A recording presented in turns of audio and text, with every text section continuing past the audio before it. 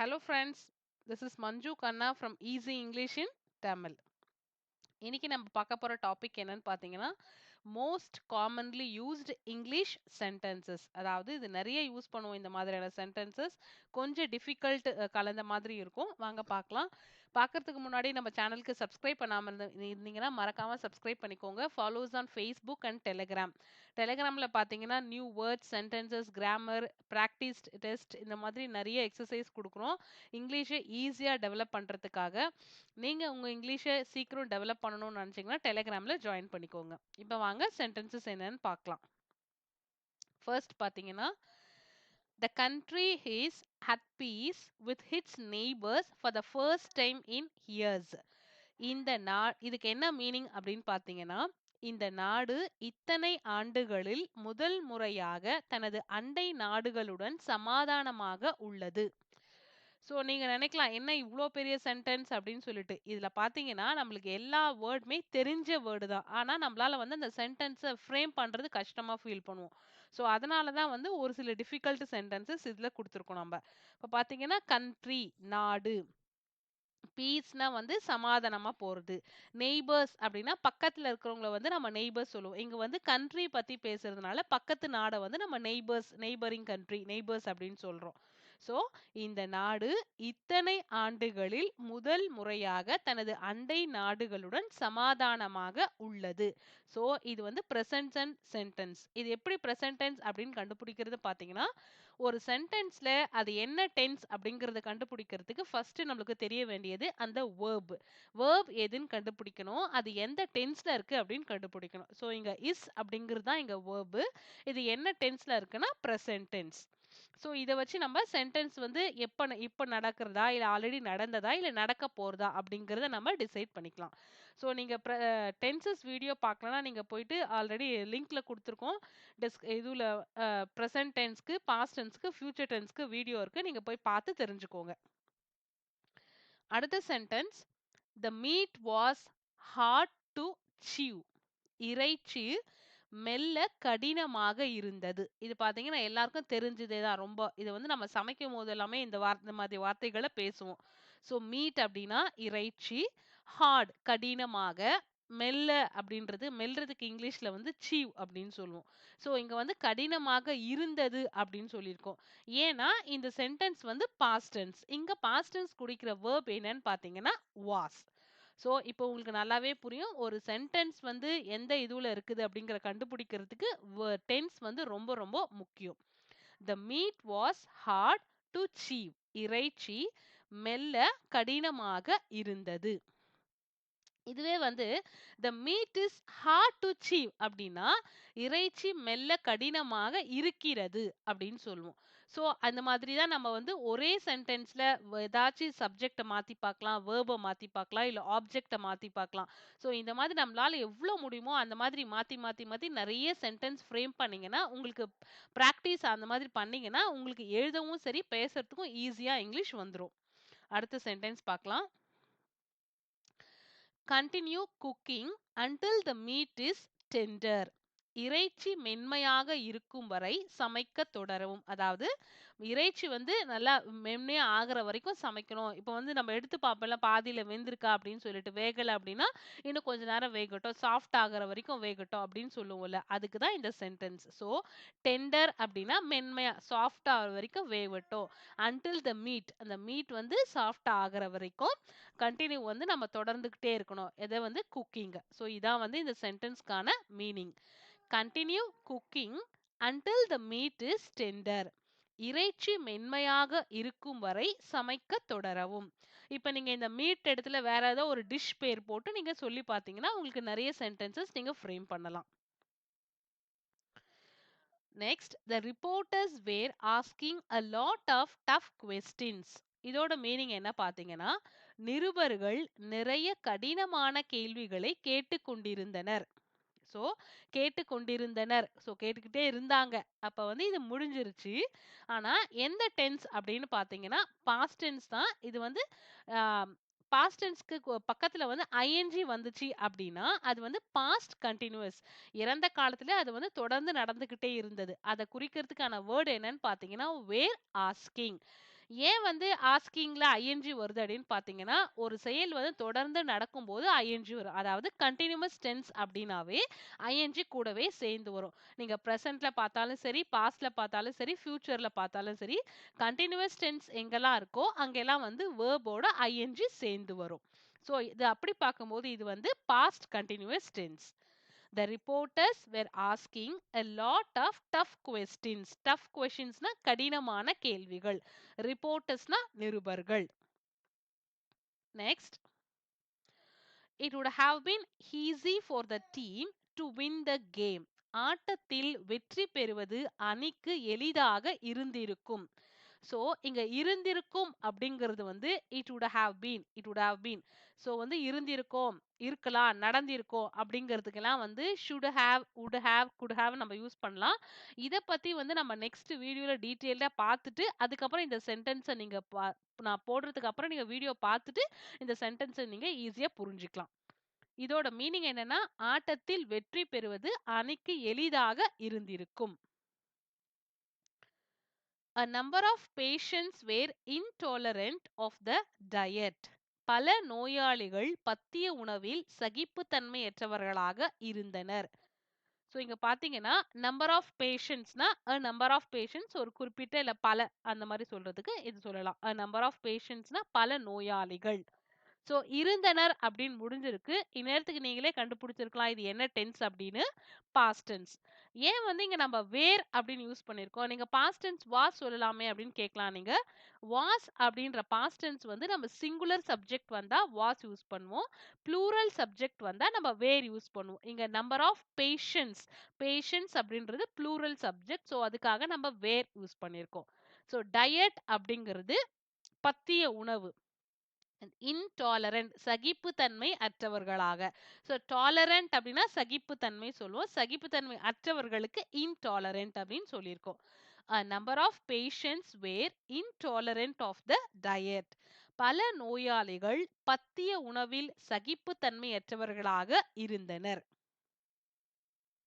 Next. I kept all his letters tied together with a ribbon. அவரது கடிதங்கள் அனைத்தையும் ஒரு நாடாவுடன் கட்டி வைத்தேன். ஸோ இதை நீங்க பார்ட் பார்ட்டா பிரிச்சு படிச்சு பார்த்தாவே நம்மளுக்கு ஈஸியா மீனிங் புரியும். ரிப்பன், கட்டி வைத்தேன், நாடாவுடன் ரிப்பன் சொல்லலாம், இல்ல ரோப் அந்த மாதிரி ஏதோ ஒன்று போட்டு கட்டி வச்சோம். டைடு டுகெதர்னா ஒன்னா சேர்த்து கட்டி வைக்கிறது.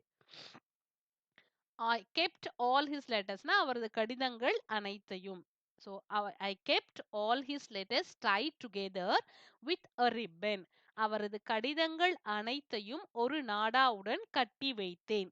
ஸோ கட்டுறதுக்கு வந்து என்ன பேருன்னு பார்த்தீங்கன்னா டைடு. இப்போ நம்ம வேற ஏதோ ஒன்று கட்டி வைக்கிறோம் அப்படின்னும் போது நீங்க இந்த டைடு அப்படிங்கிற வேர்டை யூஸ் பண்ணி பார்க்கலாம். இங்க பார்த்தீங்கன்னா வைத்தேன் அப்படின்றது past tense. So kept, keep, kept, kept. கீப்போட பாஸ்ட் டென்ஸ் வேர்ப் தான் வந்து கெப்ட். ஸோ அதனால இது past tense sentence. Next. Ranadhir untied his shoelaces. Ranadhir தனது காலணிகளை அவிழ்த்து விட்டார். ஸோ அன்டைடு, டைடுனா கட்டுறது, அன்டைடுனா அவிழ்க்கிறது. ஸோ இவ வந்து அவிழ்த்து விட்டார். ஷூ லேசஸ் அப்படிங்கிறதுக்கு வந்து என்ன ஒரு தமிழ் எக்ஸாக்டா எனக்கு தெரியல. உங்களுக்கு யாராச்சும் ஷூ லேசஸ்க்கு என்ன தமிழ் மீனிங் அப்படி தெரிஞ்சா நீங்க கமெண்ட்ல போடலாம். ஸோ அதனால இங்க வந்து நான் ஜஸ்ட் காலணிகள் அப்படின்னு மென்ஷன் பண்ணியிருக்கேன். ஸோ வந்து கட்டுறதுக்கு Tide, அவிழ்க்கிறதுக்கு untied. ரணதீர் untied his shoelaces. Ranadhir தனது காலணிகளை அவிழ்த்து விட்டார். untied. So past tense இது. Next. He threw his shirt to someone in the crowd. அவர் தனது சட்டையை கூட்டத்தில் இருந்த ஒருவருக்கு வீசினார். ஸோ வீசினார் ஆல்ரெடி இது முடிஞ்சிருச்சு. அப்ப ஃபர்ஸ்ட் நீங்க பார்க்க வேண்டியது டென்ஸ், பாஸ்ட் டென்ஸ் இது. பாஸ்ட் டென்ஸ்க்கான வேர்ப் எங்க இருக்கு அப்படின்னு பார்த்தீங்கன்னா த்ரூ. த்ரோவோட பாஸ்ட் டென்ஸ் தான் த்ரூ. த்ரோனா வீசுறது. இப்போ வந்து ப்ரெசன்ட் டென்ஸ்னா த்ரோ, பாஸ்ட் டென்ஸ்னா த்ரூ. ஸோ த்ரூ வந்து பாஸ்ட் டென்ஸ். அவர் சட்டையை வீசிட்டாரு, ஷர்ட். யாருக்கு, யாரோ ஒருவருக்குன்னு சொல்லும்போது டு சம்ஒன். இந்த கிரவுட்னா கூட்டத்தில். He threw his shirt to someone in the crowd. அவர் தனது சட்டையை கூட்டத்தில் இருந்த ஒருவருக்கு வீசினார். இப்படி நீங்க பிரிச்சு பிரிச்சு படிக்கும்போது, நான் என்ன ஃபார்ம் ஆஃப் சென்டென்சஸ் அங்க யூஸ் பண்ணியிருக்காங்க, ஒரு ஒரு வேர்டுக்கான எக்ஸாக்ட் மீனிங் நம்ம ஈஸியா தெரிஞ்சுக்கலாம். Next, Stephen leapt up and caught the ball in one hand.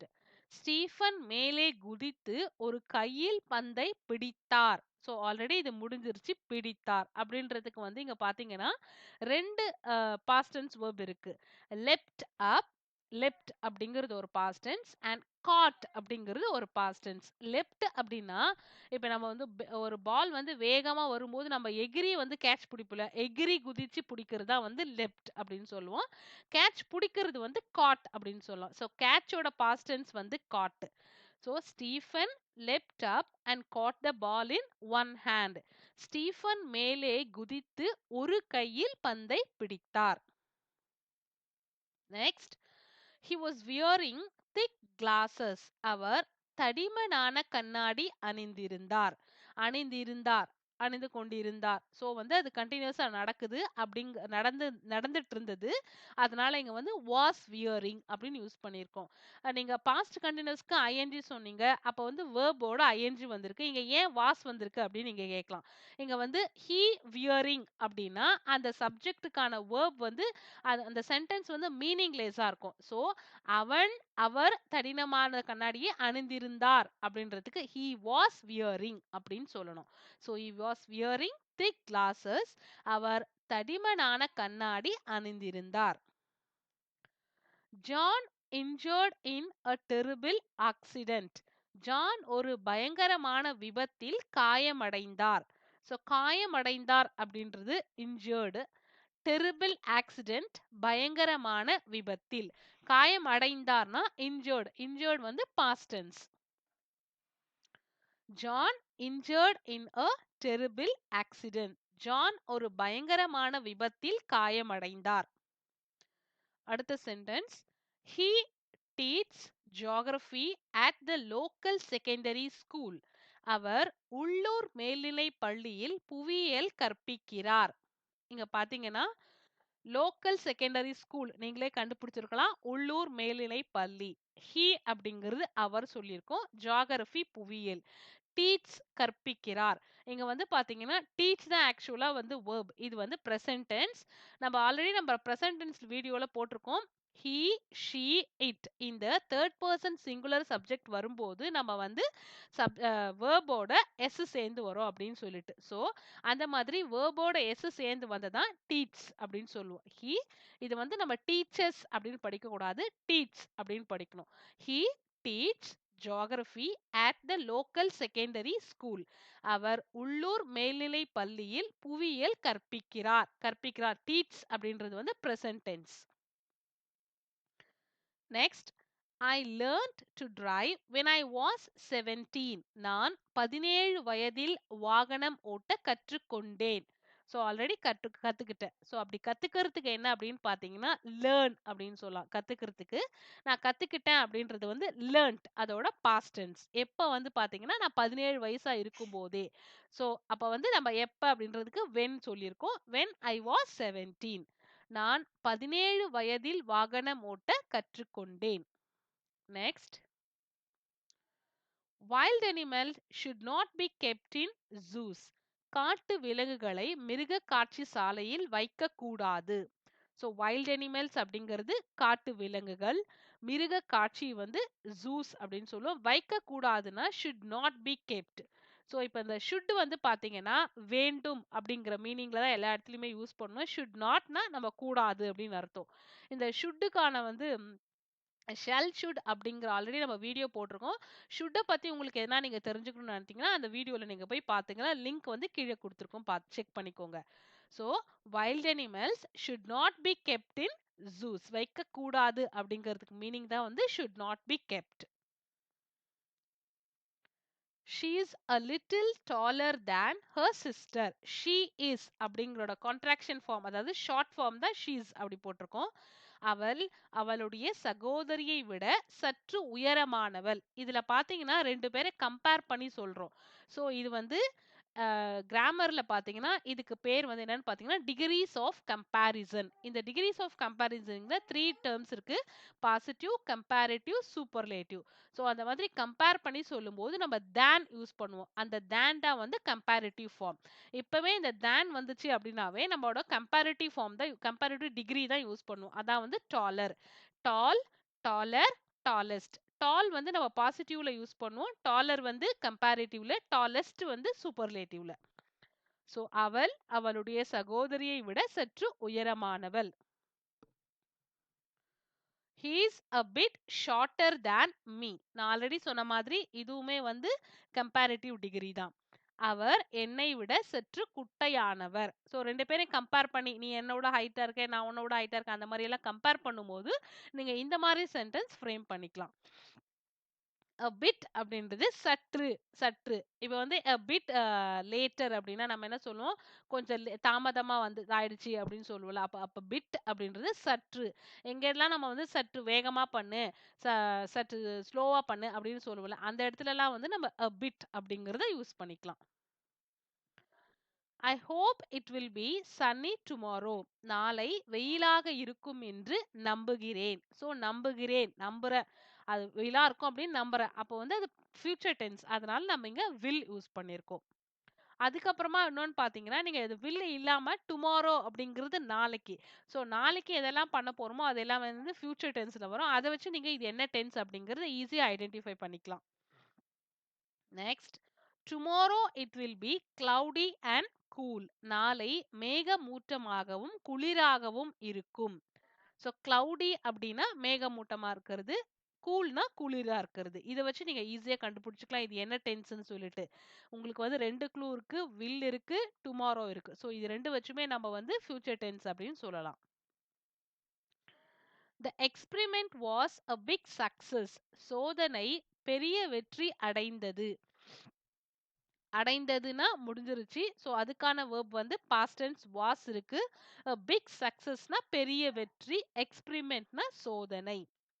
The experiment was a big success. சோதனை மிகப்பெரிய வெற்றி அடைந்தது. அடுத்து பாத்தீங்கன்னா, I never failed in my school exams. எனது பள்ளி தேர்வில் நான் ஒருபோதும் தோல்வி அடையவில்லை. அதாவது தோல்வி அடைந்ததே இல்ல. ஒரு முறை கூட நான் எக்ஸாம்ல என்னோட ஸ்கூல் எக்ஸாம்ல ஃபெயில் ஆனதே இல்ல அப்படின்னா இது முடிஞ்சிருச்சு. அப்ப இங்க ஃபெயில்ட் அப்படிங்கிறது பாஸ்ட் டென்ஸ். ஸோ நான் எப்பவுமே ஃபெயில் ஆனதே இல்ல அப்படிங்கிறது never. Never failed in my school exams. எனது பள்ளி தேர்வில் நான் ஒருபோதும் தோல்வி அடையவில்லை. This company is very strict about punctuality. இந்த நிறுவனம் நேர விஷயத்தில் மிகவும் கண்டிப்பானது. நிறுவனம் அப்படின்னா எல்லாருக்கும் தெரிஞ்சதுதான் கம்பெனி. நேர விஷயம்னா பங்க்சுவாலிட்டி. அதாவது கரெக்ட் டைமுக்கு வந்துடணும், எல்லாம் கரெக்டா பண்ணணும் அப்படிங்கிறது தான் வந்து பங்க்சுவாலிட்டி. ஸோ வெரி ஸ்ட்ரிக்ட் அப்படின்னா கண்டிப்பா இருக்கிறது. ஸோ இந்த நிறுவனம் வந்து பங்க்சுவாலிட்டில வந்து ரொம்ப ஸ்ட்ரிக்ட்டா இருக்காங்க அப்படிங்கிறது தான் இந்த சென்டென்ஸ். இந்த நிறுவனம் நேர விஷயத்தில் மிகவும் கண்டிப்பானது. இதான் நம்ம இன்னைக்கு பார்த்த சென்டென்சஸ். இன்னைக்கு பார்த்ததுலேருந்தே உங்களுக்கு தெரிஞ்சிருக்கலாம். கண்டிப்பா கிராமர் இல்லாம நம்மளால வந்து சென்டென்சஸ் ஃப்ரேம் பண்ண முடியுமா அப்படின்னு நீங்களே இப்ப திங்க் பண்ணி பாருங்க. கண்டிப்பா முடியாது. ஏதோ ஒரு இடத்துல நம்ம வந்து கண்டிப்பா கிராமர் தெரிஞ்சுக்கிட்டே தான் ஆகணும். நாம வந்து சொல்லிடலாம் பேசுறதுக்கு கிராமர் தேவையில்ல அப்படின்னு சொல்லிட்டு. ஆனா நம்ம பேசுற ஒவ்வொரு வார்த்தையிலுமே ஃப்ரேம் பண்ற ஒவ்வொரு சென்டென்சஸ்லயுமே கிராமர் இருக்கு. அப்போ நம்மளுக்கு கிராமரும் முக்கியம் இங்கிலீஷ் தெரிஞ்சுக்கிறதுக்காக. ஸோ இந்த சென்டென்ஸை நீங்க எங்கவே படிச்சாலுமே இப்படி பிரிச்சு பிரிச்சு படிச்சு அதோட மீனிங் வந்து அதுக்கப்புறம் சேர்த்து பாருங்க. நீங்க வந்து இங்கிலீஷ் வந்து ஈஸியா வந்து சீக்கிரமே டெவலப் பண்ணிக்கலாம். ஸோ இந்த வீடியோ உங்களுக்கு யூஸ்ஃபுல்லா இருக்கும்னு நினைக்கிறேன். இந்த வீடியோ உங்களுக்கு பிடிச்சிருந்தா லைக் பண்ணுங்க, கமெண்ட் பண்ணுங்க, சப்ஸ்கிரைப் பண்ணுங்க. மறக்காம பெல் ஐகானை கிளிக் பண்ணுங்க. அதுல ஆல் அப்படிங்கிற ஆப்ஷனை சூஸ் பண்ணுங்க. நீங்க ஆல் சூஸ் பண்ணாதான் நாங்க அப்லோட் பண்ற எல்லா வீடியோஸும் உங்களுக்கு நோட்டிபிகேஷன்ல வரும். நீங்க மட்டும் தெரிஞ்சு இதை யூஸ்ஃபுல்லா வச்சுக்காம உங்களோட ஃப்ரெண்ட்ஸ்க்கும் ஷேர் பண்ணீங்கன்னா ரொம்பவே நல்லா இருக்கும். ஸோ தேங்க்யூ ஃபார் வாட்சிங் திஸ் வீடியோ.